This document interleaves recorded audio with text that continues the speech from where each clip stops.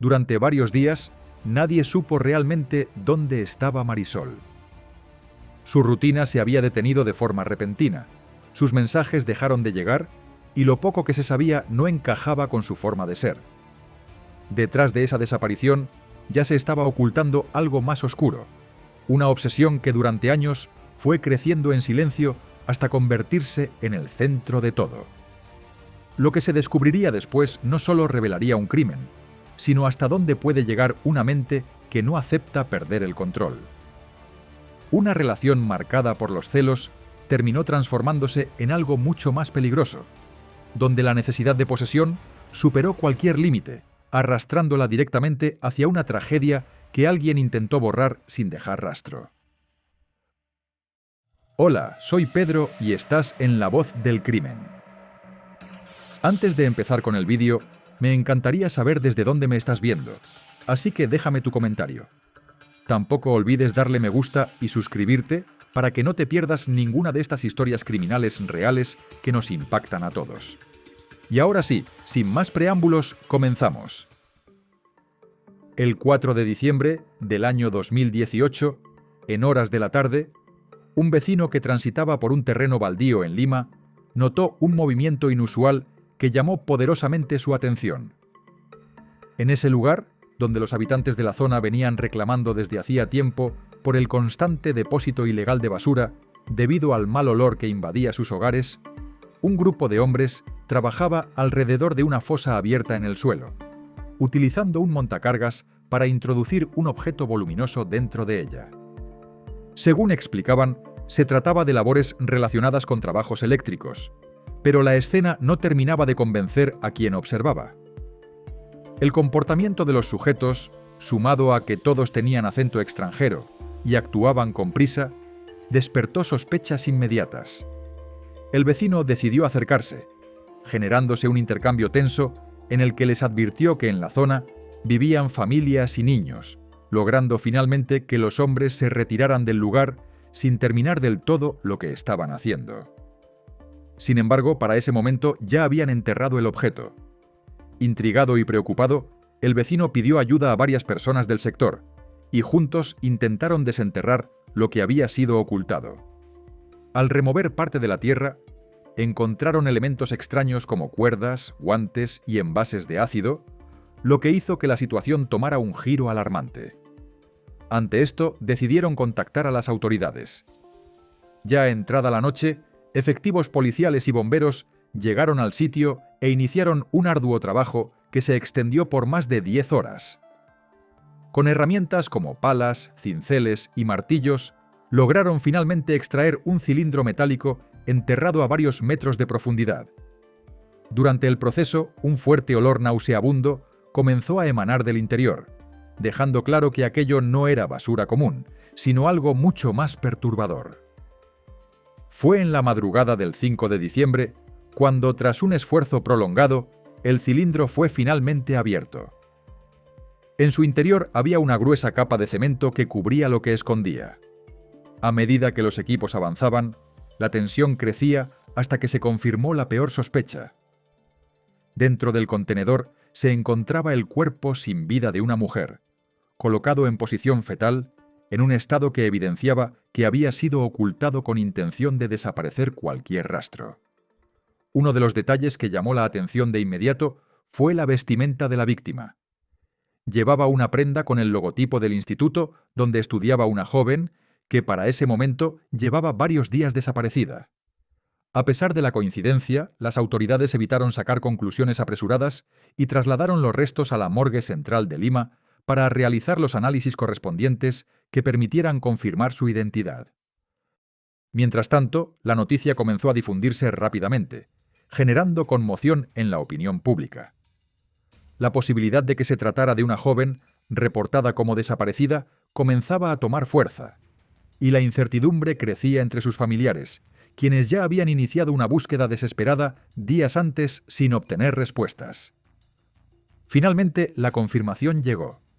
Fue una familiar cercana quien, entre lágrimas, reconoció que el cuerpo hallado correspondía a Marisol. La noticia no solo devastó a su entorno más cercano, sino que también impactó a toda una comunidad que empezaba a comprender la magnitud de lo ocurrido. Con la identidad de la víctima confirmada, el siguiente paso fue determinar las circunstancias de su muerte. El informe de necropsia, elaborado por los especialistas, reveló detalles que evidenciaban la violencia con la que se había cometido el crimen. Marisol había sido atacada con un arma punzocortante, presentando una herida profunda en el cuello que resultó determinante. El estado en el que fue encontrado el cuerpo también aportó información clave. Se hallaba en avanzado proceso de descomposición, dentro de un cilindro que había sido rellenado con cemento, ácido muriático y cal, elementos utilizados claramente con la intención de acelerar la degradación del cadáver y dificultar su identificación. Esto indicaba no solo la brutalidad del acto, sino también un nivel de planificación que comenzaba a preocupar a los investigadores. Estos hallazgos marcaron el inicio formal de una investigación que debía reconstruir lo sucedido en los días previos, identificar a los responsables y entender cómo una joven había terminado en circunstancias tan estremecedoras. A partir de este punto, el caso dejó de ser solo un hallazgo macabro para convertirse en una búsqueda urgente de justicia. Marisol Estela Alba nació el 8 de diciembre de 1992 en Cajamarca, una ciudad ubicada en la Sierra Norte del Perú, conocida por sus tradiciones y su carácter festivo. Era la primogénita de Domingo Estela y Saída Alba, y además la mayor de 5 hermanos, con quienes mantenía un vínculo muy cercano, siendo considerada una pieza fundamental dentro de su familia. Desde pequeña fue descrita como una joven alegre, responsable y con una fuerte determinación por salir adelante. Quienes la conocían coincidían en que tenía un profundo amor por los suyos, lo que la impulsaba constantemente a buscar mejores oportunidades para poder apoyarlos en el futuro. No se trataba únicamente de un deseo personal, sino de una meta que involucraba directamente el bienestar de toda su familia.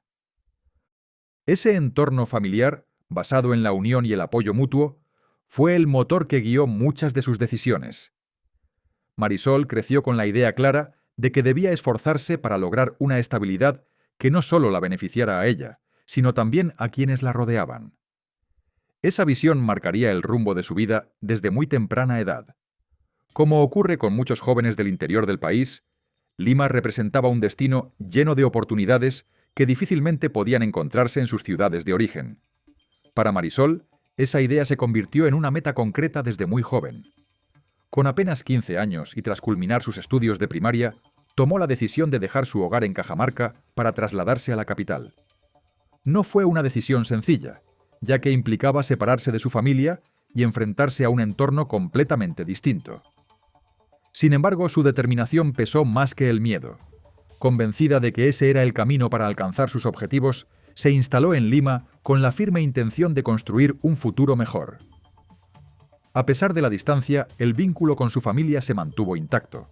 La comunicación era constante, y cuando no podía regresar a Cajamarca, eran sus propios familiares quienes viajaban para visitarla. Esa conexión emocional se convirtió en un soporte fundamental en medio de los desafíos que implicaba vivir sola en una ciudad tan grande. Con el paso del tiempo, Marisol logró adaptarse a su nueva vida en Lima. Tras culminar la secundaria, dio un paso importante al inscribirse en la carrera de enfermería, una elección que reflejaba no solo su vocación de servicio, sino también su deseo de alcanzar una profesión que le permitiera ayudar a los suyos. Mientras estudiaba, también trabajaba en una pastelería, lo que le permitía cubrir parte de sus gastos y enviar apoyo económico a su familia. Su rutina estaba marcada por el esfuerzo constante, combinando largas jornadas de estudio con trabajo, en una dinámica que evidenciaba su compromiso con sus metas. Durante ese tiempo, residía en una habitación que alquilaba en una especie de hostal, donde, a pesar de estar lejos de casa, había logrado crear un espacio propio. En ocasiones, su hermana Roselyn se quedaba con ella por algunos días, lo que hacía más llevadera la distancia con su familia. A simple vista, su vida parecía estar encaminada, construyendo poco a poco la estabilidad que siempre había buscado. Fue alrededor de los 19 años cuando la vida de Marisol dio un giro importante. En el mismo lugar donde trabajaba, la pastelería, conoció a Luis Genaro Esteves Rodríguez, quien era hijo de los dueños del negocio. Él, además, era suboficial del ejército peruano y trabajaba en el Pentagonito, participando también en la dinámica familiar de la producción y distribución de los dulces que se vendían al personal militar. El entorno laboral facilitó el acercamiento entre ambos. Marisol, que ya se había ganado el cariño de la familia por su carácter y responsabilidad, comenzó a compartir cada vez más tiempo con Luis. Poco a poco la relación se fue estrechando, y lo que inició como un vínculo cotidiano terminó convirtiéndose en algo más cercano. Antes de seguir, una pausa rápida. Si este tipo de historias te interesa, suscríbete y deja tu me gusta. De esta forma me ayudas mucho a poder seguir trayéndote más casos como este. Ahora sí, continuamos. Así, a inicios del año 2012, formalizaron una relación sentimental. Para ese momento Marisol tenía 19 años y Luis 29, y como en muchas historias similares, el inicio estuvo marcado por expectativas, ilusiones y la promesa de un futuro en común que parecía estable. Sin embargo, esa aparente estabilidad comenzó a resquebrajarse en poco tiempo.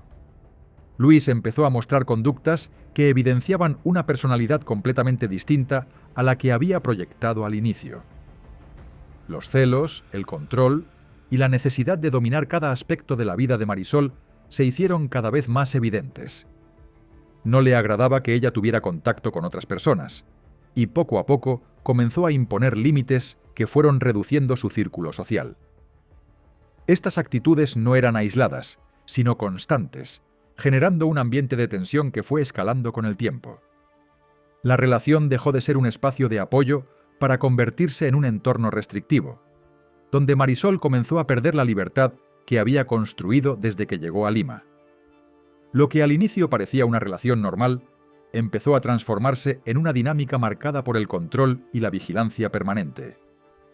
Con el paso del tiempo, el comportamiento de Luis se volvió aún más invasivo y preocupante. No solo buscaba controlar las relaciones sociales de Marisol, sino que también intentaba aislarla de su propia familia. En múltiples ocasiones, logró impedir que mantuviera contacto cercano con ellos, intentando convertirse en la única figura relevante en su vida. Hubo episodios que evidenciaban un nivel extremo de manipulación. En una ocasión, cuando Marisol tenía la intención de viajar para visitar a su familia, Luis fingió haber sido secuestrado y que le habían robado su vehículo, todo con el objetivo de evitar que ella se fuera. Este tipo de situaciones reflejaban hasta dónde estaba dispuesto a llegar para mantener el control. Además, se conoció que ejercía violencia directa contra ella. Le escondía o robaba pertenencias, la empujaba durante discusiones y, según testimonios de sus familiares, incluso llegó a amenazarla de muerte. A esto se sumaba un hostigamiento constante, vigilándola en su instituto, esperándola a la salida, llamándola insistentemente y exigiendo saber cada detalle de sus movimientos. A pesar de todas estas señales, Marisol permaneció en la relación durante varios años. Su carácter noble y la complejidad de la situación hicieron que no lograra dimensionar completamente el peligro en el que se encontraba, mientras el control de Luis sobre su vida se hacía cada vez más fuerte. Después de aproximadamente 6 años dentro de una relación marcada por el control, el miedo y el desgaste emocional, Marisol finalmente tomó una decisión que venía postergando desde hacía tiempo.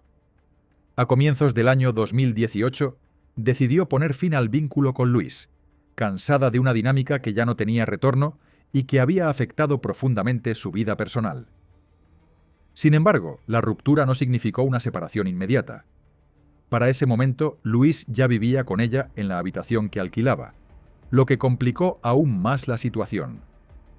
A pesar de haber dejado clara su decisión, él utilizó distintos pretextos para no irse, alegando que no quería regresar a la casa de su madre y que no tenía los recursos económicos suficientes para mudarse a otro lugar. Marisol, en un acto que reflejaba tanto su carácter como la complejidad del vínculo que aún los unía, le permitió quedarse bajo ciertas condiciones, creyendo que podía manejar la situación. Pero para alguien con la personalidad de Luis, aceptar el fin de la relación no era una opción real. Lejos de respetar la decisión, continuó actuando como si nada hubiera cambiado, manteniendo su conducta posesiva y negándose a perder el control que había ejercido durante años. Mientras tanto, en la vida de Marisol comenzaban a surgir cambios que él desconocía, elementos que poco a poco irían tensando aún más la situación. En medio de ese contexto, en octubre de 2018, ocurrió un hecho que, aunque en apariencia casual, terminaría teniendo un peso importante en el desarrollo de la historia.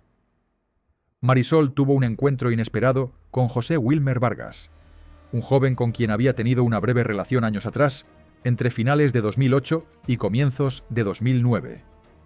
Ambos coincidieron en un lugar público, compartieron un café y conversaron sobre sus vidas, en un reencuentro que, según algunas versiones, habría reavivado cierta cercanía entre ellos. Mientras algunas fuentes afirmaron que existía una especie de relación o incluso planes a futuro, Wilmer posteriormente negó que hubiese algo más allá de ese encuentro casual. Sin embargo, más allá de las versiones contradictorias, lo cierto es que hubo contacto entre ambos, y esto no pasó desapercibido. Días después, Wilmer recibiría mensajes de Marisol en los que ella le pedía verlo con urgencia, lo que llevó a que acordaran un encuentro. Pero al llegar al lugar, quien lo esperaba no era Marisol, sino Luis. En ese momento, el hombre dejó en claro que mantenía una relación con ella y que tenía intenciones firmes sobre su vida, en una conversación que evidenciaba nuevamente su carácter posesivo. Este episodio dejó una impresión inquietante y abriría interrogantes sobre lo que estaba ocurriendo realmente en el entorno de la joven. Así se llegó a finales de noviembre de 2018. El día 28, Marisol asistió a sus clases como de costumbre, y al salir fue recogida por Luis en una minivan, tal como ocurría habitualmente. Al día siguiente, el 29, su rutina aparentemente se repitió sin mayores cambios. Sin embargo, el 30 de noviembre, ocurrió algo que encendió las alarmas. Su hermana Rosemary recibió un mensaje de voz en el que Marisol le decía que viajaría, pero el motivo que dio resultó extraño y poco convincente. En el audio mencionaba que se mudaría con Wilmer, algo que no terminaba de encajar con lo que su familia conocía de ella. Rosemary, quería que sepas que ahorita voy a vivir con Wilmer en Huánuco y voy a viajar. Y voy a ser feliz con él porque Luis mucho me molesta y tú sabes que no me gusta eso. Ese mismo día Marisol no asistió a clases, y la falta de comunicación comenzó a preocupar seriamente a sus padres. Intentaron contactarla en repetidas ocasiones sin obtener respuesta, algo completamente inusual en ella, ya que mantenía contacto constante con su familia. Ante la incertidumbre, Rosemary decidió llamar a Luis el 2 de diciembre para preguntarle por su hermana. La conversación no logró tranquilizarla, ya que sus respuestas no resultaban convincentes. Esto aumentó la sospecha de que algo no estaba bien. ¿Dónde está Marisol? Yo. Allá, ¿sabes que dijo que iba a hablar de ti? Luis, no seas mentiroso. Marisol no está acá. ¿Verdad? No, allá está contigo. Te lo juro que no está acá. Digo, la verdad, porque yo justo estaba pidiendo luz aquí para allá. Por eso yo también te estoy llamando dónde está mi hermana. Le estoy llamando a su celular y no me contesta y quería que tú me pases con ella. Determinada a entender lo que estaba ocurriendo, logró comunicarse con Wilmer, quien le confirmó que tenían previsto verse ese fin de semana, pero que Marisol nunca llegó al encuentro. Además, le relató el episodio en el que Luis había acudido en su lugar días antes, lo que terminó de encender las alarmas. Con toda esta información, la familia comenzó a temer lo peor. Convencidos de que la desaparición no era voluntaria, solicitaron ayuda a las autoridades para iniciar la búsqueda, pero la denuncia no fue procesada de inmediato, bajo la suposición de que la joven podría aparecer en cualquier momento. Una decisión que, con el paso de los días, cobraría un peso devastador. Tras el hallazgo del cuerpo y la confirmación de la identidad de Marisol, las autoridades iniciaron de inmediato las diligencias correspondientes para reconstruir los hechos.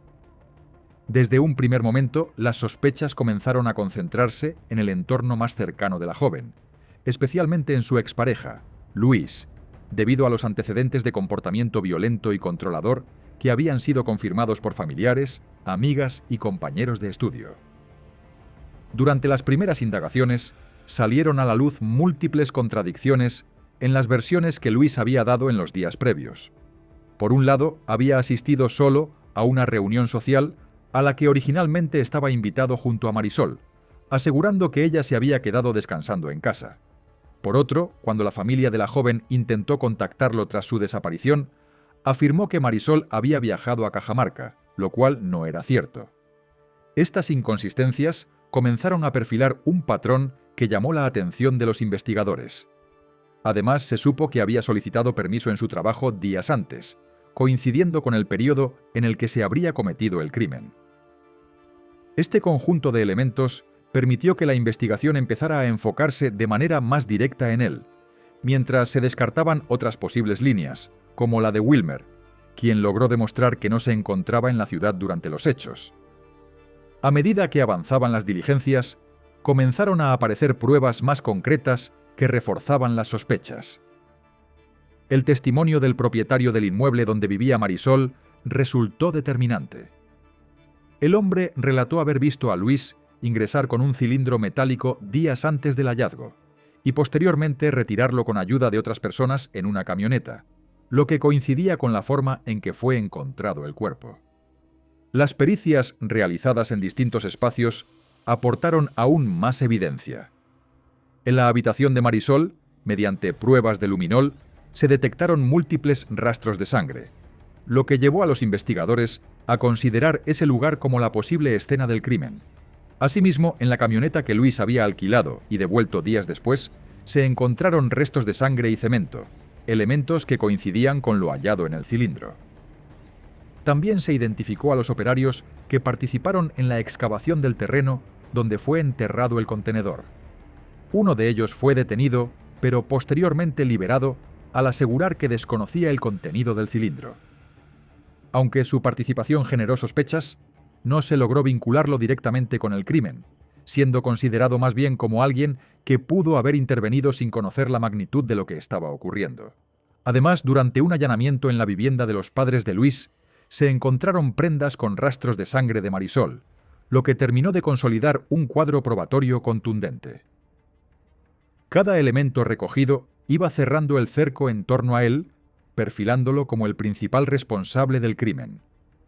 A pesar del avance de la investigación y de la acumulación de pruebas en su contra, Luis ya no se encontraba localizable. Había desaparecido, evadiendo a las autoridades justo en el momento en que se consolidaba como el principal sospechoso. Esta situación llevó a que se emitiera una orden de detención preliminar y posteriormente se solicitara prisión preventiva en su contra. El caso escaló a nivel nacional y el nombre de Luis fue incluido en el programa de recompensas del Ministerio del Interior, ofreciendo una suma considerable de dinero a quien proporcionara información que permitiera ubicarlo. También pasó a formar parte de la lista de los más buscados del país. Paralelamente, se conoció que tenía antecedentes policiales por hechos de violencia, lo que reforzaba aún más el perfil que los investigadores habían construido. Mientras tanto, la familia de Marisol enfrentaba el dolor de su pérdida. Sus restos fueron trasladados a Cajamarca, donde recibió un multitudinario homenaje. Entre lágrimas, su padre exigió justicia, acompañado por ciudadanos y colectivos que alzaban la voz contra la violencia de género que había cobrado una nueva víctima. Sin embargo, con el paso del tiempo, el caso fue perdiendo visibilidad sin que se lograra la captura del principal sospechoso. Años después, Luis continuaba prófugo de la justicia peruana, dejando el caso sin una resolución judicial definitiva. Marisol se convirtió así en una de las tantas víctimas de violencia que no han obtenido justicia completa, mientras su historia permanece como un recordatorio de una tragedia que pudo haberse evitado. El caso de Marisol muestra una situación que se repite con frecuencia, una relación marcada por el control, los celos y la violencia que fue escalando con el tiempo sin detenerse. Hubo señales claras durante años, aislamiento, amenazas y agresiones, pero nada logró cortar esa dinámica antes de que llegara a su punto más grave. También es evidente la falta de reacción oportuna por parte de las autoridades. Cuando la familia reportó su desaparición, no se activó una búsqueda inmediata ni se trató el caso con la urgencia que requería. Ese retraso tuvo consecuencias, porque en este tipo de situaciones el tiempo es determinante. Hoy en día, el principal sospechoso sigue prófugo y no hay una condena. El caso quedó sin cierre judicial y la familia continúa sin respuestas completas. Más allá de lo individual, esto refleja un problema mayor, donde hechos de violencia terminan en impunidad y sin una respuesta efectiva del sistema. Gracias por acompañarme hasta el final de este caso. Si este contenido te conmovió, te invito a suscribirte, dejar tu me gusta y contarme en los comentarios desde dónde me estás viendo. Eso me ayuda muchísimo a seguir compartiendo historias reales que no deben ser olvidadas. Nos vemos en el próximo vídeo. Hasta pronto.